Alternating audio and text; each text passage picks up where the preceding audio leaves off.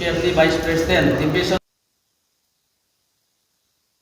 मोनब्लाबो बिथाङा दा समाव BPFनि बिथोनजों थांनो हायाखै। BPFनि कन्स्टिटिउसनखौ बिथाङा उल्लंघन खालामदों। एन्टि पार्टी एक्टिभिटिसआव बिथाङा इनभल्भ आरो दायो बिथाङा 2020 बिधान सभायाव बिथाङा इन्डिपेन्डेन्ट हिसाबै गेलेनानै दं।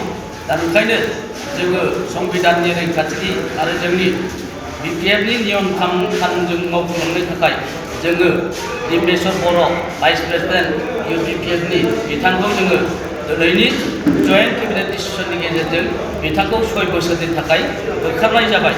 अर्थात बिथांखौ जोङो BPFनि भाइस प्रेसिडेन्ट हिसाबै आरो प्राइमारि मेम्बारशिपनिफ्राय बिथांखौ जोङो 6 बोसोरनि थाखाय एक्सपेल खालामनाय जाबाय। खारना बेनो एक्सपेल खालामनायनि खारना बेनो जोङो दिनै NDA हिसाबै बिसिनियाव जोङो अरुप कुमार दे बिथांखौ जोङो थिया खालामदों। बिथांखौनो जोङो AGP, BJP आरो BPF जयेन्टलि जों बिथांखौ केन्डिडेट हिसाबै जोंहा बासुनि खालामनानै बिथांनि थाखाय जों दिन सान खामानि मावगासिनो दं। बिथांखौ जेरैखि जाया जों देरहाहोगोन आरो देरहाहोनाया जोंनि गासै दैदेनगिरि आरो BPF सापर्टार रायजो राजा नोंथांमोननि आखायाव दं। ओंखायनो आं आखाइ खज'यै खुलुमो। जोङो खुनु दिपेश्वर बर'नि बे थुनज्लायनाय भाषा थगायनाय भाषायाव जों गलियालासिनो जोंनि हाइकमान्ड मानव गेदेर श्रीजुत हाग्रामा महिलारि बिथांनि बिथोन आरो BPFनि जि केन्डिडेट अरुप कुमार दे पदमफुलनि बिबाराव जोङो सावगारिखौ होनानै जाहाथे देरहासार जाहोयो बेखौ आङो गुरैयै खावलायहरबाय। आरो जों बेबायदिनो जिल्ला BPF हिसाबै वुमेन BPF दं, सेल दं, इउथ BPF दं।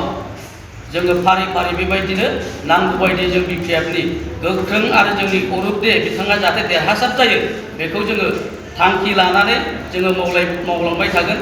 सोरबा जुदि जोंनि सदस्यफ्रा दैदेनगिरिफ्रा जुदि सोरबा इन्डिपेन्डेन्टलि जानानै जुदि केम्पेइन खालामो, एन्टि पार्टी एक्टिभिटिस खालामो, बिथांमोनखौ जों साफा साफा एक्सपेल खालामनाय जागोन। आरो मोनसे फोरमायनाय थाबावबाय जोङो 6 बोसोर जिहेतु जोङो दिपेश्वर बर' बिथांखौ एक्सपेल खालामबाय। बिथांखौ जोङो आरो जोङो 6 बोसोरनि गेजेराव खुनु दिन जों लाफिननायाव गैया। बिथाङा होनबाय थादों दाबो केन्डिडेट आवगोलावबो केन्डिडेट BPF आवगोलावबो BPF उनावबो BPF। बे जाहैबाय जोंनि भटार BPF सापर्टारफोरनि गोसोखौ फुस्लायनायनि मोनसे राव। ओंखायनो आं खावलायो गुरैयै बिथांनि खुनु मोनसे भाषायाव जाहाथे जोंहा गोजावा आरो बिथाङा खुनु भटै देरहाया।